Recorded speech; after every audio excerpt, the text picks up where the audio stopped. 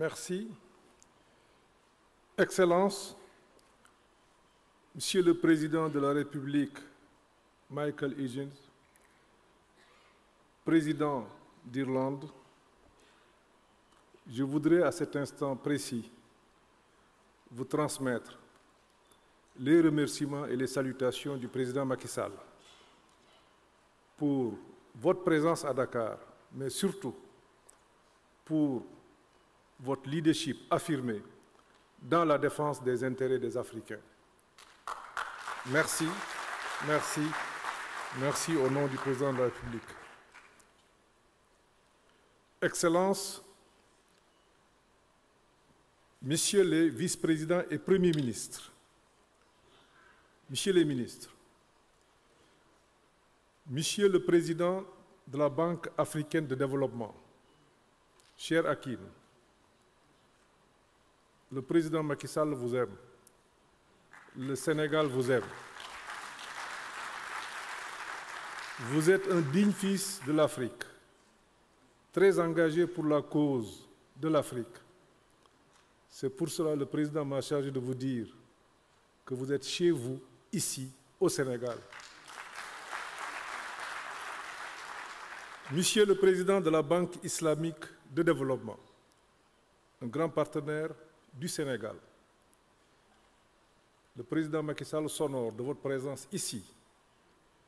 C'est aussi un tournant pour que les banques multilatérales et autres institutions tournées vers l'Afrique soient unies pour ce combat. Monsieur le Président du Fonds international de développement agricole, Monsieur le Président de la BADEA, vous êtes très engagé, mon cher ami. Mesdames, Messieurs les ambassadeurs, Excellences, Mesdames et Messieurs, en vos rangs et qualités. Nous voici au terme de la deuxième édition de la conférence internationale de Dakar sur l'agriculture, organisée autour de la thématique « Nourrir l'Afrique, souveraineté alimentaire et résilience ». Je tiens tout d'abord, au nom du Président de la République, Macky Sall, Président en exercice de l'Union africaine, à exprimer à chacune et à chacun d'entre vous mes vifs remerciements pour votre présence et votre participation active à cet important événement, organisé conjointement par le gouvernement de la République du Sénégal et la Banque africaine de développement. Je remercie et félicite toutes les délégations pour leur contribution aux travaux qui nous ont permis d'avoir des discussions riches et fructueuses dans une atmosphère agréable et sereine. Au cours de ces 3 journées d'échange et de partage, nous avons passé à revue toutes les décisions issues du dernier sommet de Dakar afin de déterminer les voies et moyens de leur mise en œuvre rapide et intégrale. Mesdames et Messieurs, il y a le chemin de l'Afrique des problèmes qui nous maintient dans le statu quo d'une agriculture qui continuera de nous exposer à la précarité alimentaire, et le chemin de l'Afrique des solutions qui nous met dans la perspective d'une agriculture moderne et nous conduit, au-delà de la résilience, vers la souveraineté alimentaire. Dakar 2 s'inscrit résolument dans la dynamique de l'Afrique des solutions, une Afrique qui puise dans son énorme potentiel pour se nourrir par elle-même et aider à nourrir le monde. Les récents chocs exogènes de la pandémie de Covid-19, les changements climatiques et la guerre en Ukraine ont mis en évidence l'importance pour nos États de relever les défis de sécurisation de nos populations par le renforcement de nos capacités endogènes de défense nationale et de souveraineté alimentaire. Ces enjeux, devenus priorités et conditions préalables à tout développement, appellent tous les citoyens africains, notamment les dirigeants politiques, les leaders communautaires, les chercheurs, les producteurs et autres acteurs à se regrouper autour d'un agenda africain défini par les Africains et piloté par les Africains. C'est le sens de toutes ces initiatives prises à l'échelle du continent, dont l'agenda 2063 de l'Union africaine, le NEPAD, les engagements de Maputo visant à garantir un financement budgétaire minimum de 10% et les 5 priorités de la BAD, dont le programme Nourrir l'Afrique. C'est aussi le combat que mène le président Macky Sall qui, depuis qu'il a été porté à la tête de notre organisation continentale, ne cesse de plaider pour que l'Afrique soit présente dans les instances de gouvernance mondiale, ce qui permet à l'Afrique de défendre elle-même son agenda et de proposer les réformes nécessaires sur le plan multilatéral. Depuis 60 ans, jamais l'accès aux denrées alimentaires de base n'avait été aussi difficile et coûteux. À la suite de nos chefs d'État, nous l'avons tous souligné, c'est un paradoxe que l'Afrique, continent le plus vaste du monde avec 30 millions de kilomètres carrés, plus de 60% de la population active et disposant des plus importantes ressources en eau et en terres arables et en énergie renouvelable, soit le continent le plus dépendant pour assurer la subsistance de ses enfants. L'engagement politique de nos leaders réaffirmé ici, à Dakar, commande de passer à l'action en apportant les ruptures nécessaires, en commençant par changer de paradigme. Il est venu le moment de rompre avec la dépendance vis-à-vis d'autres pays, parfois moins dotés en ressources, mais qui ont réussi à se rendre incontournables sur le marché mondial des produits alimentaires.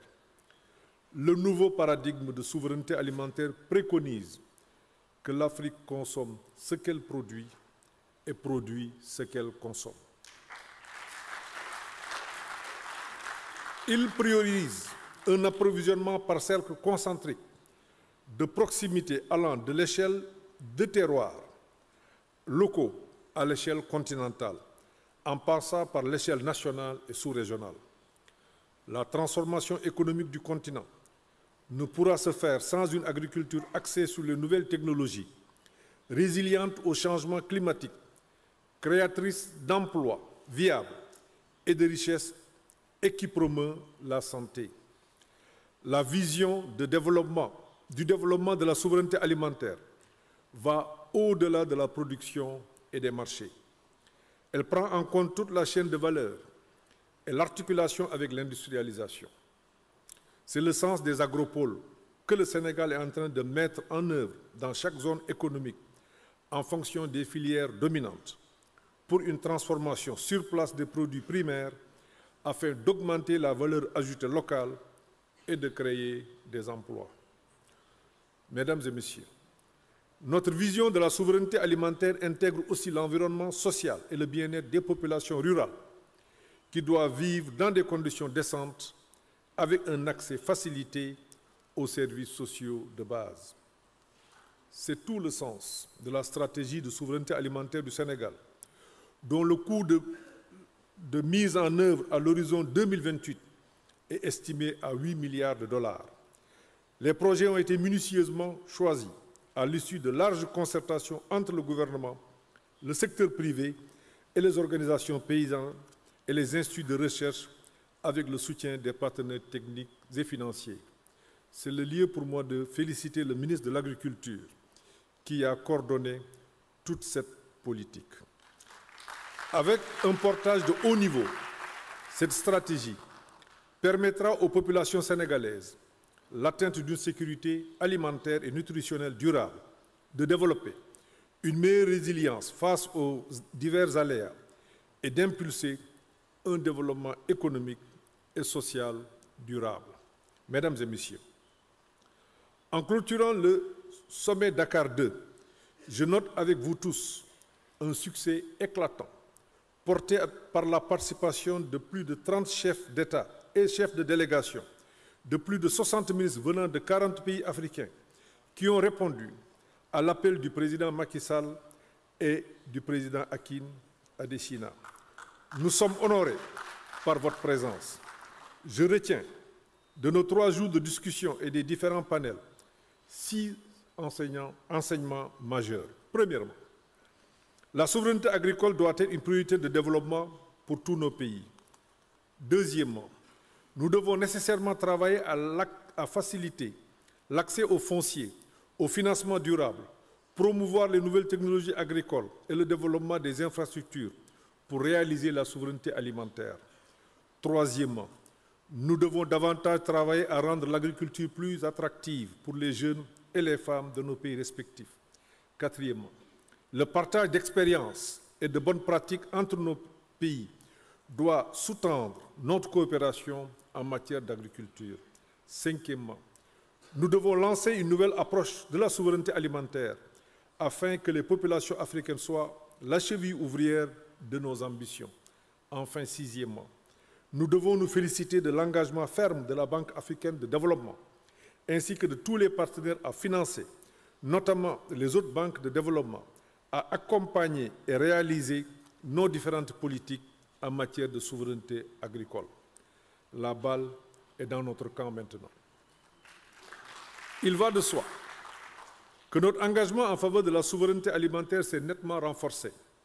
Cela signifie que notre partenariat pour que l'Afrique puisse nourrir l'Afrique et le monde entier est fondé sur des bases solides.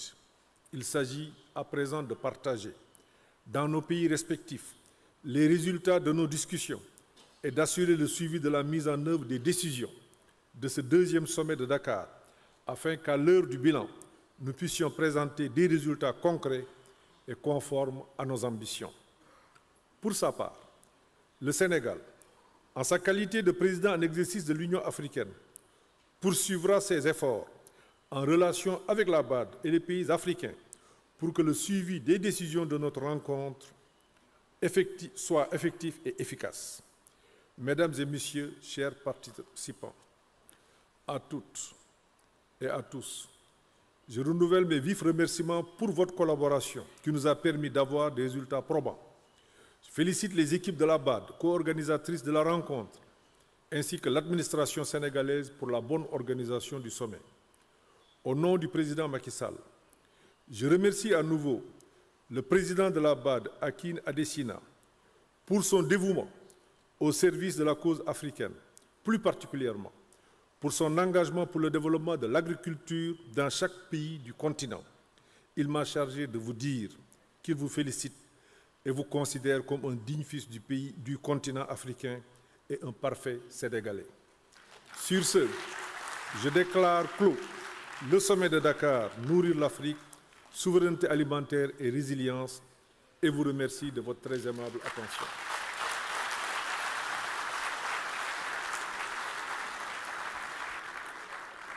Closing address by His Excellency. L'allocution de clôture de Son Excellence Amadou Ba, Premier ministre de la République du Sénégal.